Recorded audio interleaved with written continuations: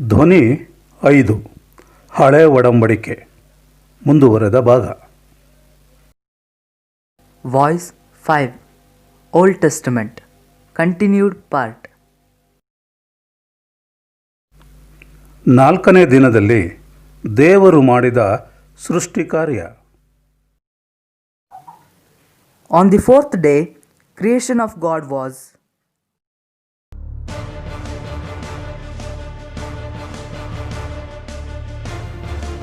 ಆಕಾಶ ಮಂಡಲದಲ್ಲಿ ಬೆಳಕುಗಳು ಮೂಡಲಿ ಎಂದನು.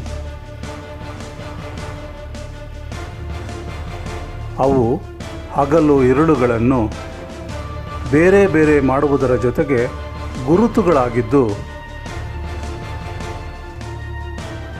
ಸಮಯಗಳನ್ನು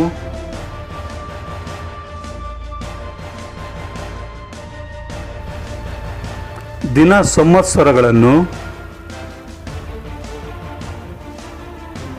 ತೋರಿಸಲಿ ಎಂದನು. ಭೂಮಿಯ ಮೇಲೆ ಬೆಳಕು ಕೊಡುವುದಕ್ಕೆ ಅವು ದೀಪಗಳಂತಿರಲಿ ಎಂದು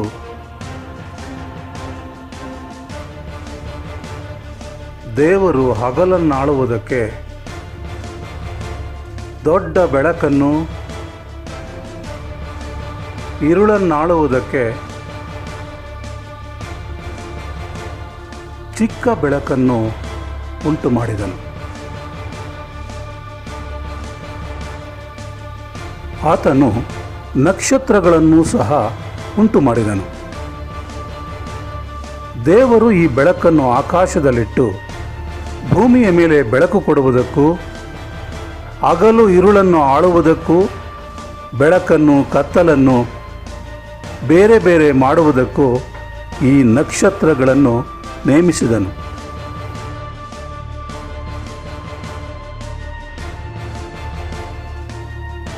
And God said, "Let there be light in firmament of the heaven, to divide the day from the night, and let them be for signs, and for seasons,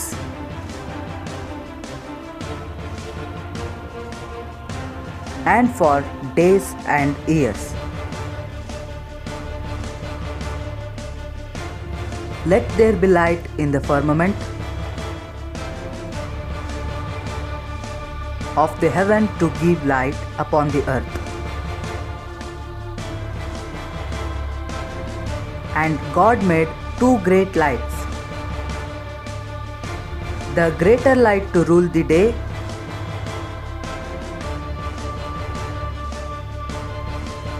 the lesser light to rule the night. He made stars also,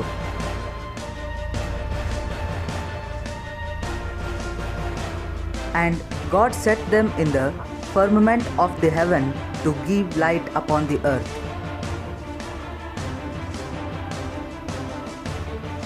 and to rule over the day and over the night, and to divide the light from the darkness.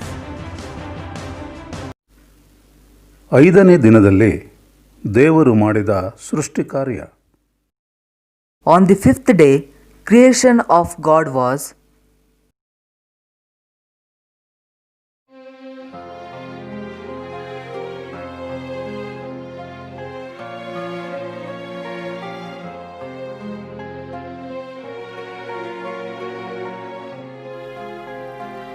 ಮಹಾ ಜಲಚರಗಳನ್ನು, ನೀರಿನಲ್ಲಿ ತುಂಬಿರುವ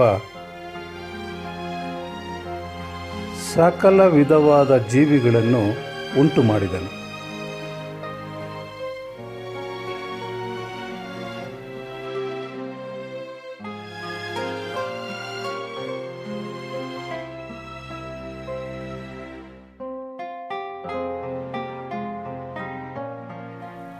ರೆಕ್ಕೆಗಳುಳ್ಳ ಸಕಲ ವಿಧವಾದ ಪಕ್ಷಿಗಳನ್ನು ಉಂಟು ಮಾಡಿದನು.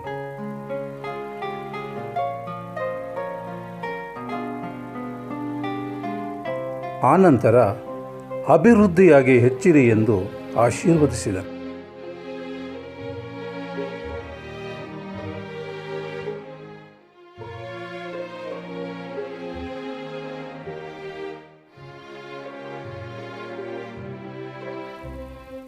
And God said, "Let the waters bring forth abundantly the moving." And God created every living creature that moveth.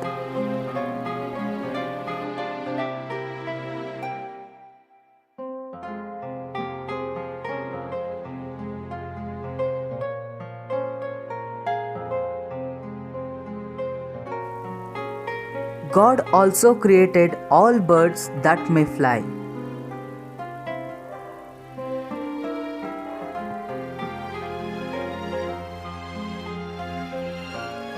And God blessed them, saying, "Be fruitful and multiply." ಆರನೇ ದಿನದಲ್ಲಿ ದೇವರು ಮಾಡಿದ ಸೃಷ್ಟಿ ಕಾರ್ಯ. On the sixth day, creation of God was.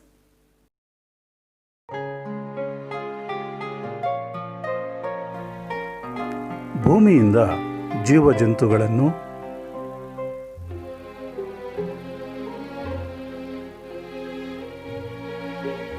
ಪಶು ಕ್ರಿಮಿಗಳನ್ನು,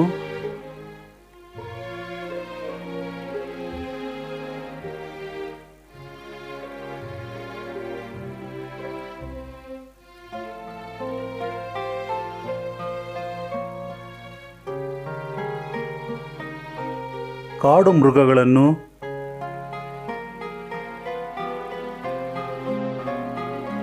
ನೆಲದ ಮೇಲೆ ಹರಿದಾಡುವ ಕ್ರಿಮಿಕೀಟಗಳನ್ನು ಜಾತಿಗನುಸಾರವಾಗಿ ಉಂಟು ಮಾಡಿದನು.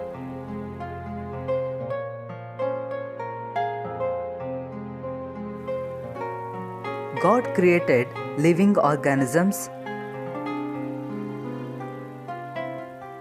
livestock,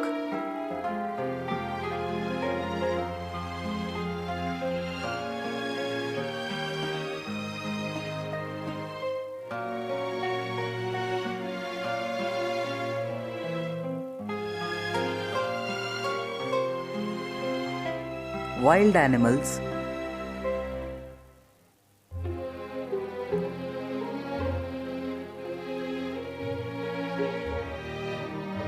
insect and pests on the ground according to the species.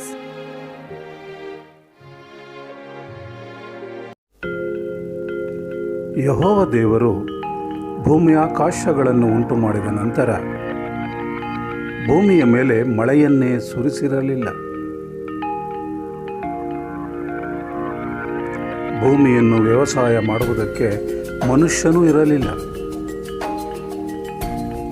ಆದರೂ ಭೂಮಿಯಿಂದ ಮಂಜು ಹಬ್ಬಿ ನೆಲವನ್ನೆಲ್ಲ ತೋಯಿಸುತ್ತಿತ್ತು.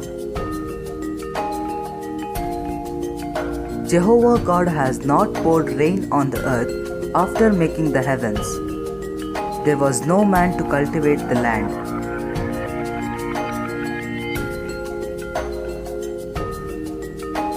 Yet the fog from the earth was hobbying the ground. ಈ ದಿನದ ವಾಗ್ದಾನ. ಕರ್ತನು ನಂಬಿಗಸ್ತನು, ಆತನು ನಿಮ್ಮನ್ನು ದೃಢಪಡಿಸಿ ನೀವು ಕೆಡುಕನ ಕೈಗೆ ಸಿಕ್ಕದಂತೆ ಕಾಪಾಡುವನು. 2 ಥೆಸಲೋನಿಕ 3ನೇ ಅಧ್ಯಾಯ 3ನೇ ವಚನ. Promise of the day. But the Lord is faithful, who shall establish you and keep you from evil. 2 Thessalonians chapter 3 verse 3. ಹಿಂದಿನ ಸಂಚಿಕೆಯ ಪ್ರಶ್ನೆಗೆ ಉತ್ತರ. ಯೆಹೆಜ್ಕೇಲ 24ನೇ ಅಧ್ಯಾಯ 16ನೇ ವಚನ. Answer for the question asked in previous episode. Ezekiel chapter 24 verse 16.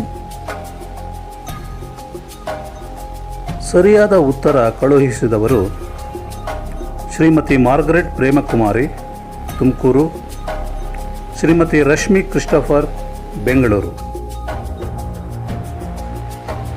The right answer sent by Mrs. Margaret Premakumari, Tumkur, Mrs. Rashmi Christopher, Bangalore. ಈ ದಿನದ ಪ್ರಶ್ನೆ. ದ್ರಾಕ್ಷೆಯ ತೋಟದ ವ್ಯವಸಾಯಗಾರರಲ್ಲಿ ಪ್ರಥಮನು ಯಾರು? Question of the day. Who was the first of the vineyard cultivators?